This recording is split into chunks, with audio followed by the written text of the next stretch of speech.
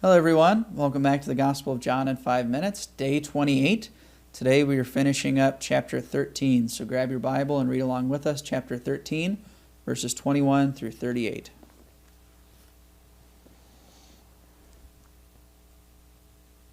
When Jesus had thus spoken, he was troubled in spirit and testified, "Truly, truly, I say to you, one of you will betray me." The disciples looked at one another, uncertain of whom he spoke. One of his disciples, whom Jesus loved, was laying close to the breast of Jesus. So Simon Peter beckoned to him and said, "Tell us who it is of whom he speaks." So lying thus, close to the breast of Jesus, he said to him, "Lord, who is it?" Jesus answered, "It is he whom I shall give this morsel when I have dipped it." So when he had dipped the morsel, he gave it to Judas, the son of Simon Iscariot. Then after the morsel, Satan entered into him. Jesus said to him, "What you are going to do, do it quickly." Now no one at the table knew why he said this to him. Some thought that, because Judas had the money box, Jesus was telling him, "Buy what we need for the feast," or that he should give something to the poor. So after receiving the morsel, he immediately went out, and it was night. When he had gone out, Jesus said, "Now is the Son of Man glorified, and in him God is glorified. If God is glorified in him, God will also glorify him in himself, and glorify him at once. Little children, yet a little while I am with you. You will seek me, and as I said to the Jews, so now I say to you, where I am going you cannot come. A commandment I give to you, that you love one another even as I have loved you, that you also love one another. By this all men will know that you are my disciples, if you have love for one another."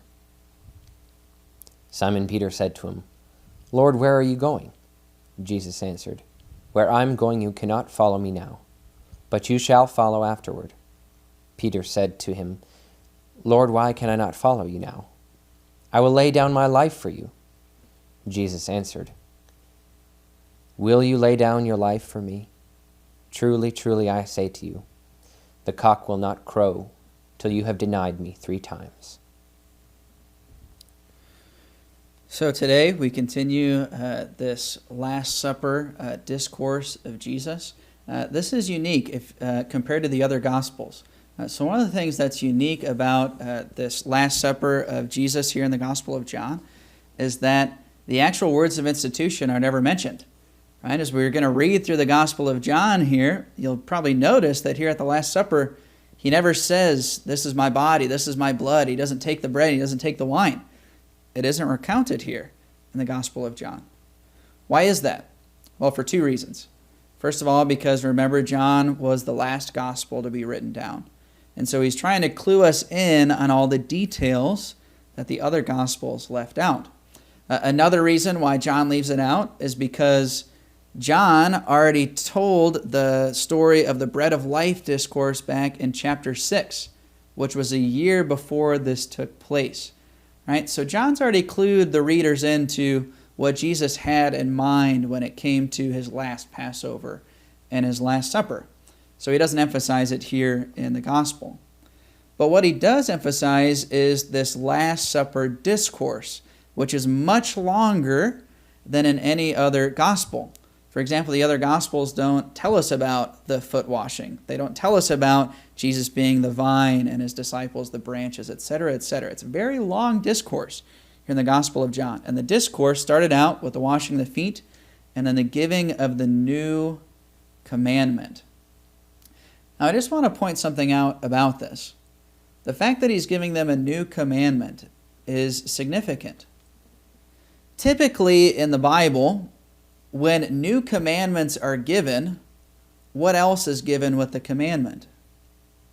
A new covenant, right? Moses at Mount Sinai, when he received the 10 commandments and the other commandments of the law, he was establishing a new covenant with the people.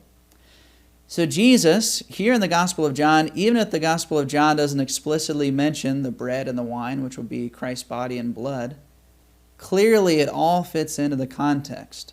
Jesus is giving them a new commandment, which is implicitly reminding us of the new covenant, which he is establishing as well, which is already spoken of in the Synoptic Gospels, which is why John doesn't explicitly say it.